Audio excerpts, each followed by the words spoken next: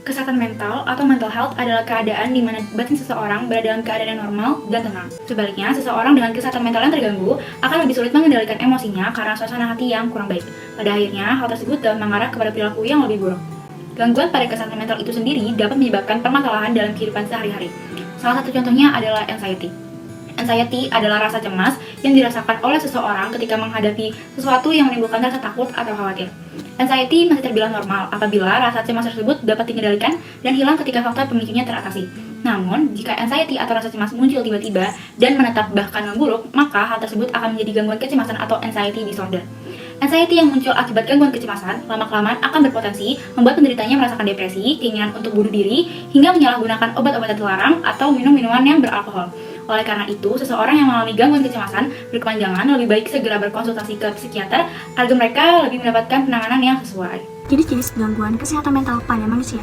Yang pertama adalah depresi, dan yang kedua adalah skizofrenia, yakni di mana penderita mengalami halusinasi, delusi, dan juga kekacauan berpikir yang menyebabkan dirinya tidak bisa membedakan antara kenyataan dan juga halusinasi. Selanjutnya adalah gangguan kecemasan atau anxiety disorder, di mana penderitanya mengalami kecemasan atau rasa takut yang berlebihan sehingga menimbulkan serangan panik yang mana seringkali sulit dikendalikan. Gangguan tidur, di mana gangguan tidur ini dibagi menjadi 3 bagian. Yang pertama adalah insomnia atau sulit tidur, yang kedua adalah parasomnia atau mimpi buruk yang terjadi secara terus-menerus, dan yang terakhir adalah narkolepsi, di mana penderita sangat mudah tertidur. Gangguan makan terbagi juga menjadi 3 bagian, yakni anoreksia, sang penderita memiliki pikiran bahwa dirinya sangat sudah gemuk sehingga tidak mau makan, padahal kenyataannya tidak seperti itu. Selanjutnya adalah bulimia. Bulimia sendiri merupakan sebuah kondisi di mana penderitanya akan makan sangat banyak, akan tetapi setelahnya dikeluarkan kembali dengan secara paksa. Yang terakhir adalah binge eating atau sangat sulit berhenti makan. Ini merupakan beberapa faktor penyebab seseorang mengalami gangguan kesehatan mental. Yang pertama ada faktor genetik atau keturunan. Seseorang yang mengalami gangguan kesehatan mental bisa saja menurunkan penyakitnya tersebut kepada anaknya, sehingga anaknya bisa saja mengalami gangguan mental juga. Yang kedua, ada faktor kekerasan di dalam rumah tangga. Seseorang yang mengalami masalah di dalam keluarganya berupa mendapatkan perlakuan tidak mengenakan dari pasangan, bisa saja mengalami gangguan kesehatan mental. Yang ketiga, ada kekerasan pada anak-anak atau riwayat kekerasan pada masa kanak-kanak. Seseorang yang pernah mengalami kekerasan pada saat ia kecil bisa saja mengalami trauma yang menyebabkan seseorang tersebut mengalami gangguan kesehatan mental. Yang keempat, ada pengangguran karena ia tidak dapat memenuhi kebutuhan hidupnya. Faktor yang terakhir ada faktor lingkungan yang berada di lingkungan yang buruk, baik itu lingkungan keluarga, lingkungan tempat tinggal, ataupun lingkungan pertemanan, bisa saja mengalami gangguan kesehatan mental jika ia berada di lingkungan yang buruk. Tanda dan gejala. Tanda dan gejala yang dimiliki oleh penderita anxiety disorders antara lain dapat dilihat dari beberapa ciri-ciri. Yang pertama, ciri-ciri fisiknya. Di antaranya kegelisahan, kegugupan, tangan atau anggota tubuh bergetar, banyak berkeringat dan pening, sulit berbicara dan bernafas, serta jantung berdebar keras atau berdetak kencang. Lalu yang kedua dapat dilihat dari ciri-ciri behavioral atau perilaku. Di antaranya perilaku menghindar, perilaku melekat dan dependent, serta perilaku terguncang. Lalu yang ketiga dapat dilihat dari ciri-ciri kognitifnya. Di antaranya keyakinan bahwa sesuatu yang buruk atau mengerikan akan segera terjadi tanpa adanya penjelasan yang jelas.